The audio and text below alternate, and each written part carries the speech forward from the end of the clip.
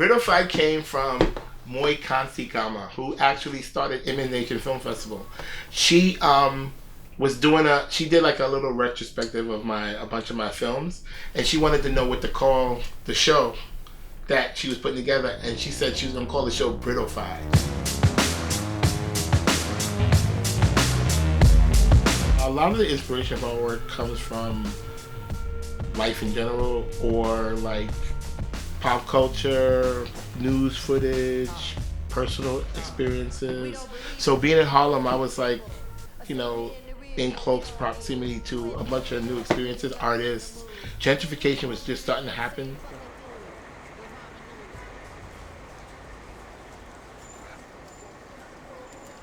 Where that 7-Eleven is, in the bus stop, that's where the burger place was that everybody who came from the clubs, they would go there and get a burger and this big fruit punch juice in a styrofoam cup.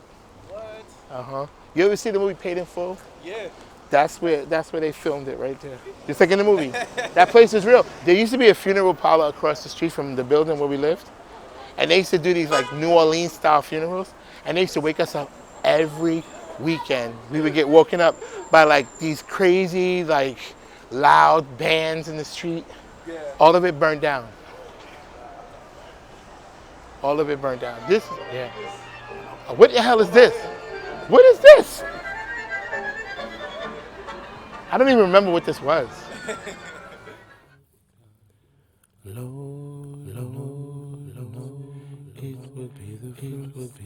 There was a lot of drug activity when I first moved uptown. I actually got shot at. Not shot at me, I got caught in crossfire, I should say. So it was always some kind of like gun violence somewhere going on. And it's funny because, subconsciously you don't realize these things until you actually create work, and then you look at it in retrospect and go, whoa, I didn't realize how much that came into my work. Working in a high school, kids are always getting shot, killed, and then to actually see it happen in front of you. Like I've seen 2 people get shot. I've seen somebody get shot in front of me in Harlem. Harlem, a large section in the northern part of the city.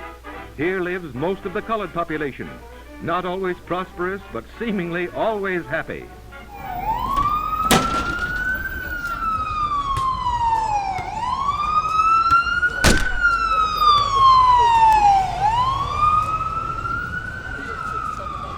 Back in the days, it was just crazy to me how things were and how people treated each other, how people spoke to me, and how people regarded me, and how people dismissed me.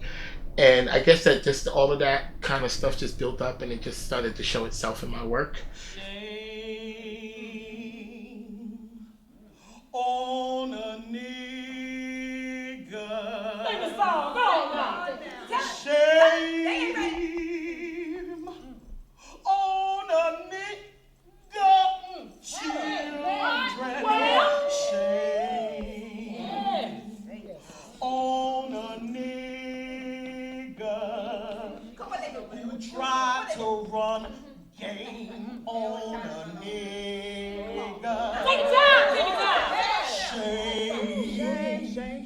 So like I've had residencies at Smack Mellon and Marie Wall Sharp and LMCC. In those residencies, I made friends with artists that worked in different mediums, and I, took what he taught me, and I, used it, the way I wanted to use it.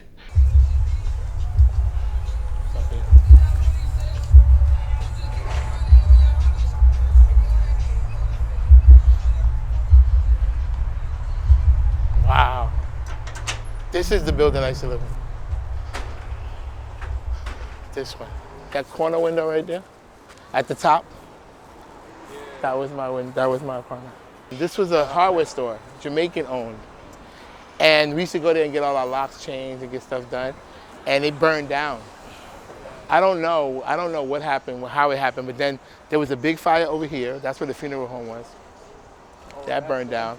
Yeah, and then there was another fire here. So I was like, is it happening on purpose, or is this really just coincidence? A lot of people, like my grandmother at the time, was even like, she was worried about my safety and some of the choices I was making in terms of the work I was doing.